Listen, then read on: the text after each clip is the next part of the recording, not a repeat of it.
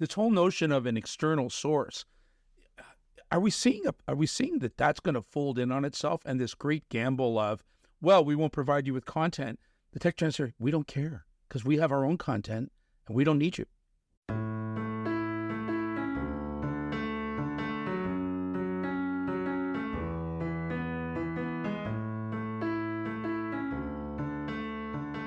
Hello, and welcome to the next episode of Beneath the Law. I'm Gavin Tighe here with Stephen Teal, and very, very pleased to welcome our inaugural guest, Michael Geist, who probably needs no introduction, but couldn't be at a more topical time as we face the great media standoff between the platforms of Facebook, etc., and the Canadian government over what is the internet all about and how do people get their information, and are we going to get our information? Truly, in my view, probably one of the greatest standoffs that I can recall between government and industry in a great long while. And Michael Geist is a Canadian academic, the Canada Research Chair in Internet and E-commerce Law at the University of Ottawa, and probably the leading expert on BC11 and the, frankly, standoff, as I put it, between tech giants and the Canadian government. So, Michael, I want to get right into it. Really, really, really pleased to have you here today. Thank you so much for making the time to do this. I know that at the moment there is not probably a hotter topic in media law than this in Canada, and you are undoubtedly the prime time, if I can call it, guest that people are looking for. So welcome to the podcast. Thanks so much again. Maybe you can tell us a little bit about what is this all about? What is C11 all about, and why should people care? Okay, sure. So first off, thanks for having me. And second, we're actually, I think, probably talking about C18, not C11. Although it's easy to get I don't even know what I'm talking about. It's easy to get the two bills confused because they are both part of the government's effort to install new regulations when it comes to the internet. C11 got a lot of attention for regulating internet streaming services, in particular its application to potentially regulating user-generated content. That bill has passed and is now before the CRTC, and people should be paying attention, quite frankly, even to that regulatory process, because there's a lot of notable things happening there. But at the moment, as we talk, it's C18 that is capturing the lion's share of attention, and C18 has also passed. It's received royal assent, but it's a bill that was the government's response following much lobbying, I think, from some of the major Canadian media outlets to pressure large internet platforms, two in particular, actually only two, Meta, Facebook, and Google, into compensating or paying Canadian media outlets for links.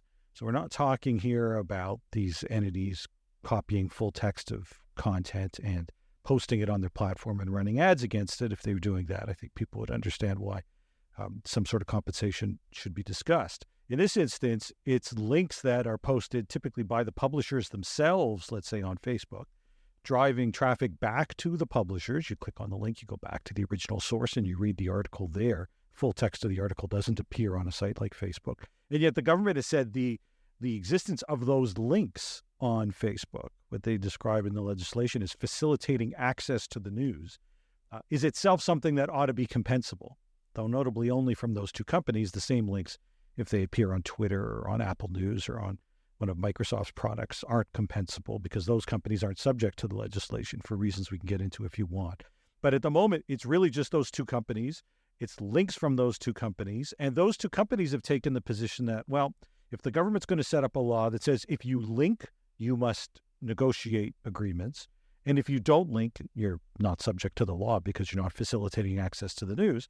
And so we've got both companies at different states of saying, well, then we're going to certainly have to consider not linking to the news. In the case of Facebook or Meta, they have started the process as we speak of stopping linking. They say that's going to roll out over several weeks.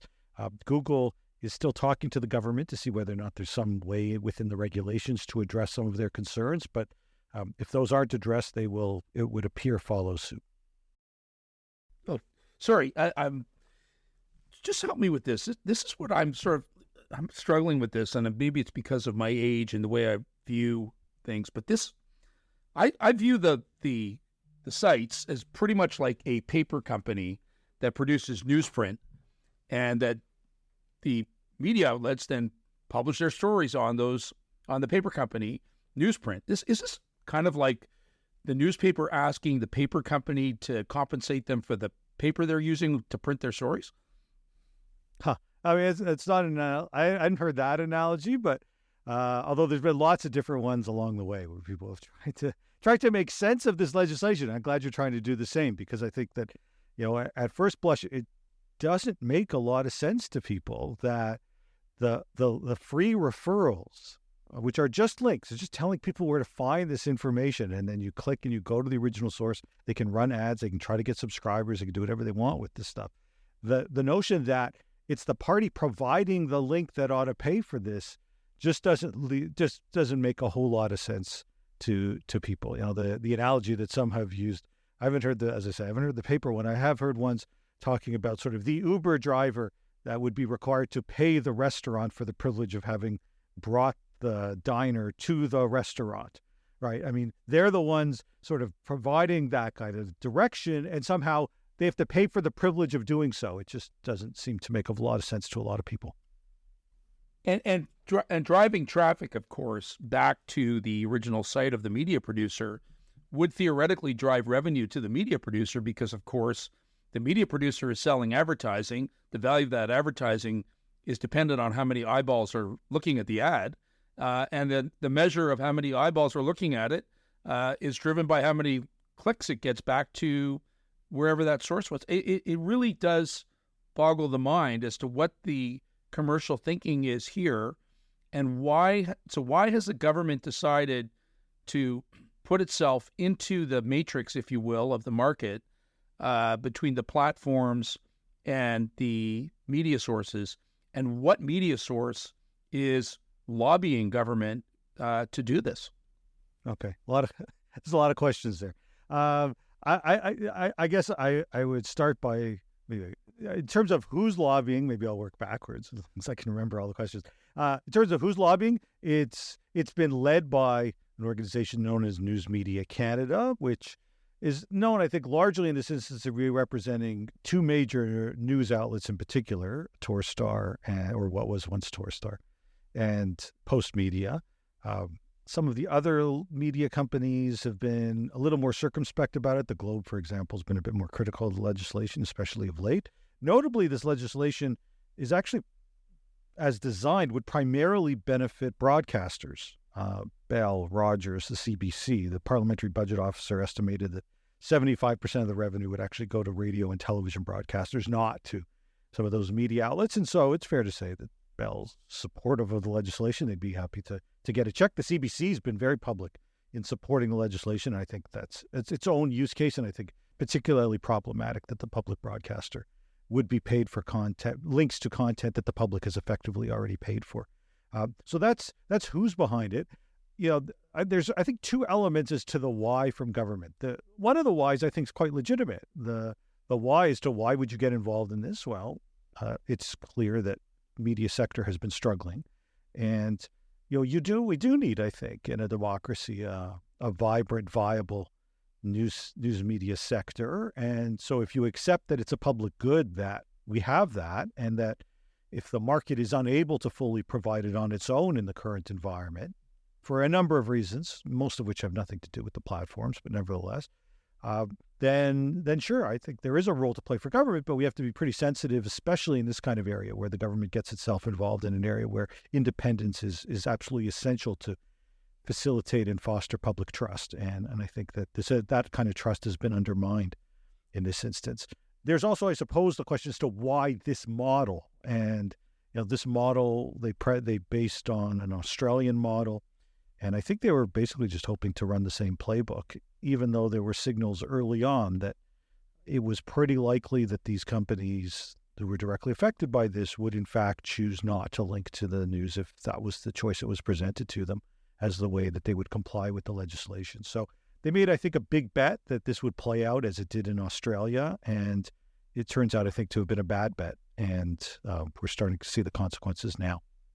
Isn't there the potential, Michael, that it's actually contrary to democracy in that it limits access to the news for a lot of Canadians? Gavin and I are certainly older, and quite frankly, I still get the newspaper delivered to my front door and was reading it this morning. But a lot of younger Canadians don't get their news through a hard copy paper. They're going online. And so if they don't have access to what's going on, they're not informed, or the opposite, if they need to pay for a subscription and they can't get sources anywhere else, they're a captive audience in some respects to the big publishers. The small market publishers, or the smaller publishers, I understand, were actually against this piece of legislation. Yeah, I guess there's a few things there. First off, discovered the one person who is still getting a physical copy of the paper. It's good to meet you. So, just joking, obviously. Listen, you think this is not blocking the news in the sense that the news is still available digitally online. So there's some that have leveled sort of claims of censorship. I don't really think that's accurate. The news is still there. It's just the links on these platforms to that news won't be there. Now, that may have an impact. I don't know that there's a lot of young kids that are using Facebook to access news, but whatever. Some might use Instagram, I suppose. And regardless, the point is people should be able to choose whatever platform they want. And if that's the source where they are able to discover stories that they want to go read, then we're better off if they're able to do that. So I agree with you. There is, there certainly is an impact in that regard. At the same time, I don't think that was the government's initial intent, right? I mean, the government's intent was to basically try to force these companies into paying. And, the bet they made was that they would be presented with this choice. They couldn't force them to link to content, but they kind of were of the view that they would set up the system that if you linked, you had to pay. And they were convinced, perhaps by the sector itself, that the companies couldn't live without news on their platforms. Well, turns out they can live without news on their platforms. In the case of Facebook, it's about 3% of people's user feeds, they say.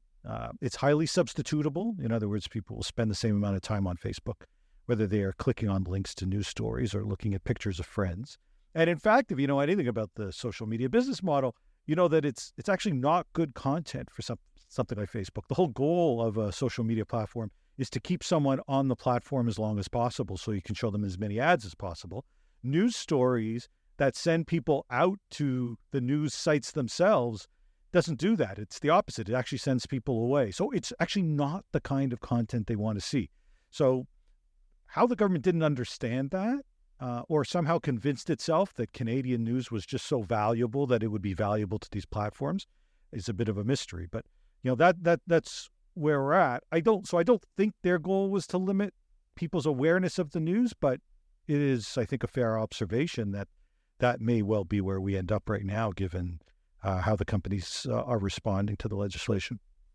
Well, I got to tell you, I'm concerned about this legislation from that perspective because the less sources that a person has available to them, and then they start looking for alternative sources for news. So when they're looking for Canadian news content, they're going to be influenced or perhaps get access to platforms or links from foreign sources. And that will then influence their thinking. And the way that a lot of these AI algorithms work now is they keep feeding you the same content. And if people don't have easy access to multiple sources, their scope of understanding what's happening becomes narrower because they're only reading or seeing or listening to content from a certain service provider or that produce similar content, and they're getting cut off. I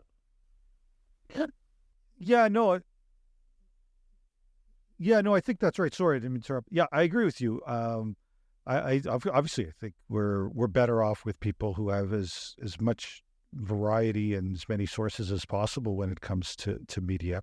I'm not sure that the Facebook blocking of links will have the effect of increasing reliance on foreign news services, in part because Facebook is blocking for Canadians all news links, not just Canadian news links. They're blocking foreign news links as well on the platform.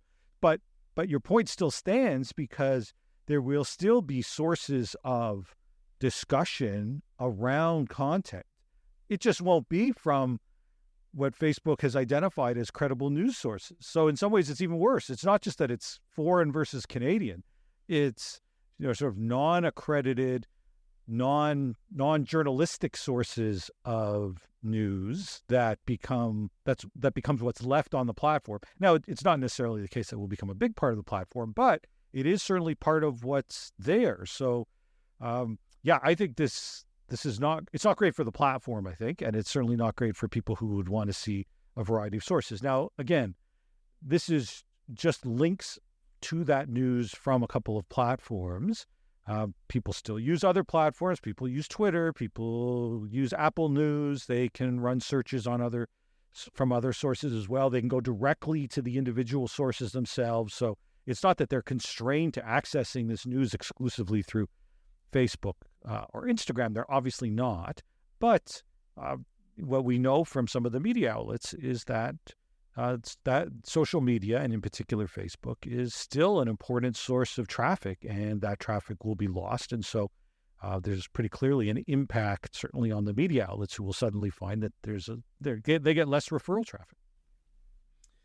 So as I'm listening to you, it's interesting to me that and you're far closer to this and obviously far more knowledgeable than I am, but I see a great shift occurring on a societal level as to, what is the news and where is the news? And what we're talking about is external links from a tech giant media platform to some external news organization that then has its own website or what have you that it publishes this material on. Is it not that we could be looking at a complete shift in the way media or news or information is delivered, such that it is all captured on the social media platform itself? I'm thinking of, people that do their broadcasts on Twitter or whatnot, rather than a broadcast from a television network or something like that. This whole notion of an external source, are we seeing that that's going to fold in on itself, and this great gamble of, well, we won't provide you with content? The tech giants say, we don't care because we have our own content and we don't need you. Well, I think it depends on which company we're talking about. I think each of them have different models. And so we've seen, even under this bill, different reactions from Google and Facebook, for example, or Meta, in terms of how they value news, and so then how they value this legislation or how they perceive this legislation. So in the case of Meta, they just don't see a lot of value in news at all. They've been de-emphasizing news for a while on their platform. One gets the sense they'd be happy if it disappeared altogether on the platform and people were limited to community stuff and stuff about their friends and those kinds of things, which I think they feel drives engagement at a higher rate. In terms of a site like a search engine like Google, though, obviously there is still value to being able to find news stories, in part because they want to have a comprehensive search engine that people can find information when they're looking for it. If you go to TikTok, which for another generation is now one of the main sources for news, TikTok enormously popular, but there are no links there. So there's all kinds of information about what's taking place, but there are no links back to the original sources at all. So TikTok isn't covered by this. So there's a lot of different models out there. I think there is scope for conventional media and new media to coexist with the platforms. In fact, many of the smaller, independent, digital-first publications were, as I think you mentioned, opposed to this legislation initially, and really were opposed throughout. They only kind of came on board at the end when they felt that there was really no choice and tried to fix it as opposed to oppose it outright. But many of those entities will tell you that they openly acknowledge they're pretty dependent on these sources to drive traffic, especially early on when you're trying to build community and a readership. And they're the ones that stand in many ways amongst the media sources to lose the most here, because they're competing with better established entities where people know where to find the CBC or the Globe or the National Post for the most part if they've been an active reader. They may not know where to find Village Media or the Myriad or the Hub or the myriad of other sources that are out there. And so they're going to be, I think, far more directly harmed by sort of the consequences of this poorly drafted legislation. Well, it's not only poorly drafted, but it's another example, in my view, of government trying to get in the way of what the market is about, and trying to impose itself between two, players in that marketplace, and in a kind of ham-fisted way. And it sounds like they gambled wrong here, and that the Meta, et cetera, are going to call their bluff. And because I don't know, does Meta really care that much on a global basis about Canadian media and whether they can link it on their platform? If it's a very small percentage, if news is a very small percentage of their overall business, one can only imagine the percentage of that which is Canadian news and how little it will matter to them. Yeah, no, it's a good point. I mean, it's the question is who, which bluff is being called, I think, is a good one. This has generally been framed as, the government basically trying to call what they thought was Meta's bluff, and it turns out they weren't bluffing. And that should have been evident throughout, but, that it's kind of, we're past, I suppose, past that at this point in time. In terms of, Meta's position and how they would value this, I actually, and sort of that, the global dynamic that you mentioned, I think there's really two elements here. I think this started as simply an opposition to legislation that at its core is mandated payments for links, and there was simply opposition to that this was a red line for that company in the way it's a red line for another number of others, that if your entire business model is premised on linking to content, the government takes the position that certain links are mandatorily compensable. That's a big issue for the company because, of course, need not stop just with media. It can go to other kinds of content. Health information is important. Education information is important. They could use money too. Why not require payments for links for that content as well? So once you establish that as a principle that you think linking, just providing the link, not republishing the content, but simply linking to the content is something that's compensable, it creates a pretty big risk. So I think the companies were opposed to it on those grounds. As time has gone by, the position of Canada globally, I think, has become a bigger part of the story. And so as the stakes have been escalating, it seems to me that, when the government says the world is watching, I think they're right. I think there are many countries that are watching what takes place in Canada, but I think it's, in many respects, the opposite of what they really think for the government. The government seems to think, well, that's why Facebook won't want to be seen on a global level to blocking news. And I think it's the exact opposite. I think when the world is watching and you are facing the prospect of not necessarily identical legislation, but similar kinds of legislative initiatives in other countries, the last thing you want to send as a message is that this all was just a bluff and that at the end of the day you are willing to cave. And so in some ways, it's now moved past the principle of paying for links to Facebook, I suspect, wants to be able to send a clear message to the world that this is a line that they won't cross, and that if other countries move in the same direction, that they can expect Facebook to oppose it in the same way. And that's not to say Facebook is unwilling to be regulated or unwilling to consider different kinds of approaches from a compensatory perspective, but mandated payments for links is simply a non-starter. And so I think in some ways, Canada now finds itself in this really bad position, quite frankly, where we're almost the new Australia here. Australia is often raised. I do a ton of interviews on this stuff, and invariably the question is asked, well, why isn't this like Australia, where Australia passed similar kind of legislation and the companies started by saying they would block and ultimately came back and negotiated a settlement? I think the companies want to be able to provide a different example. They want the question not to be, what about Australia? They want the question in another country to be, what about Canada? Are you putting links in and your own media system at risk by following the Canadian model? And so in some ways, we're in a really bad position where we may become the model of what not to do for many countries. Is the Canadian model very different from the Australian model? Because my understanding of this Online News Act, which is the Canadian Act, right? It's not a bill anymore. It received royal assent.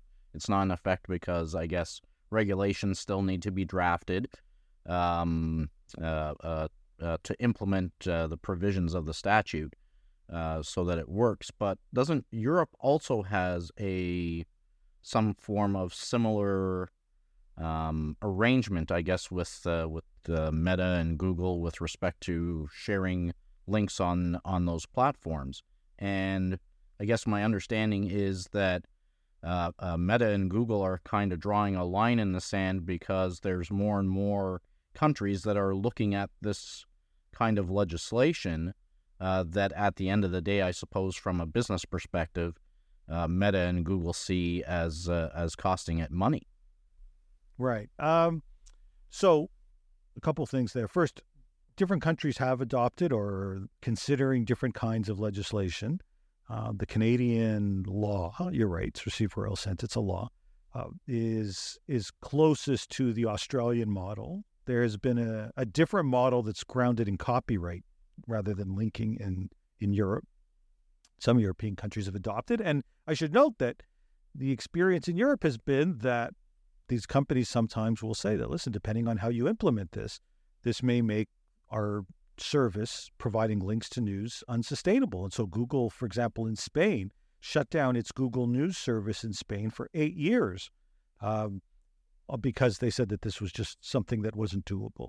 So this is not just talk. This is pretty real. Now, other countries are considering other kinds of models, so not everybody will follow the same model. And I agree, as I mentioned, that I think that part of what is at play now, I don't think it was where it was at in the beginning, but I think it is where we are at, a year and a half roughly after the legislation was first introduced and went through this process, is that there is a sort of a global messaging component here for let's say Meta in particular, where it does see the prospect of this kind of legislation arising in other places, not identical per se, but this kind of legislation. And there are certain approaches that it simply says is not workable based on its model, and it wants to make it clear that this is a line in the sand, and that even in the face of ad boycotts from the government and a service that just isn't quite as good from a user perspective, that's a cost they're willing to take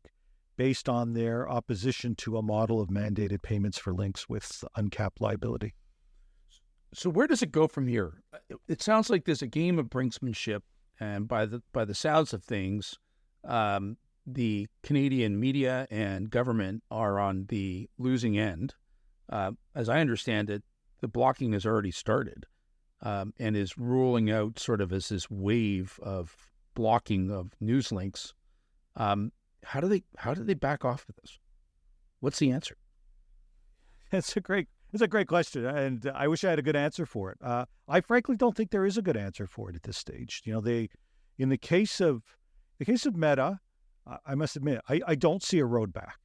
I think that Meta, there have been some that are saying that this is a bluff and that they're just doing this to try to negotiate. Well, it's a funny kind of negotiation when the company says they are not interested in negotiating and are not talking to the government. So it doesn't seem to me that they're negotiating anything at all, nor trying to set this up as the possibility of a negotiation. So I must admit, I think at this stage, absent the government having a complete back down and saying that they will sort of make a change to the law where it simply does not take effect, which I think is incredibly unlikely. I just don't see that happening. I think that Meta in Canada will not, at least for now, have something playing out. So I think that company I think is gone. In the case of Google, it's a little bit different because I think Google does value some of the news a bit differently. So they are looking for, according to reports, some kind of mechanism to address this issue. So within the regulations, there perhaps is a possibility where the government could use its regulatory making power to establish a condition that basically addresses some of Google's concerns. So just to back up, the way the law works is that there are a series of conditions that the CRTC, the Broadcast Telecoms Regulator, which provides some oversight here, would have to consider when they consider the various deals that the companies are envisioned to establish with media outlets. And if they meet enough of the objectives with their various deals, they basically are compliant and they are exempted from heading towards a final offer arbitration system. And that final offer arbitration system is something that the companies simply do not want to enter into. They think it's very high risk, that the system is really set up against them, that they are likely to lose almost no matter what they offer up. So as it stands now, it's a whole series of factors that the CRTC is open to consider. It is open to the government to establish additional conditions based on regulations. So, according to reports, it's possible that the government might turn around and say, okay, how about if we put in a regulation saying this is the amount of value that we think you have to put in, according maybe to a formula, as part of these deals. And then basically do away with the notion that somehow the CRTC is in some way independent here, and basically dictate through regulation that if the company spends X amount on deals and certain other criteria, whatever it happens to be, they are exempt. Now, that, of course, tosses out the entire framing of this bill. The whole notion of the law was that the government would not be involved in this, and yet here we have the government negotiating with Google reportedly directly about what they'd like to see paid, and they're even tossing aside the very notion that the regulator is somehow independent in all of this. So that is the kind of potential out that's there. But I don't think that the odds even there are great. And so it is certainly possible that we will see Google follow the same path some months from now and say that they too are taking the step of removing links to Canadian news stories.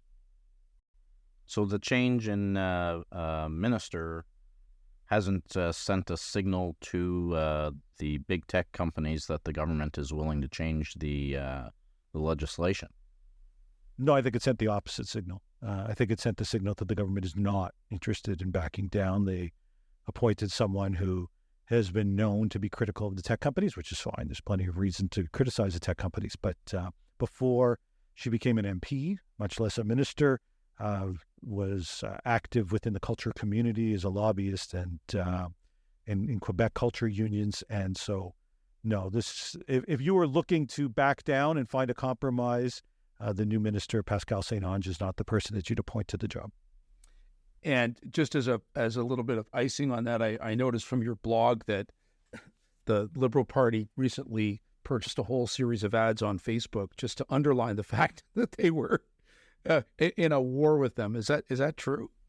No, it is true they purchased ads, but not to underline that they're in a war with them, to actually just use the platform. I was being sarcastic. Just to use the platform. And so let's give you some money to make our point. Well, that's the irony here, where they've, as a government, they have launched an ad boycott. And some people are careful to say the party is not the same as the government. But, I think it's pretty tough to say that on principle, people should not be advertising with these companies. And so we're boycotting and we're encouraging others to do the same.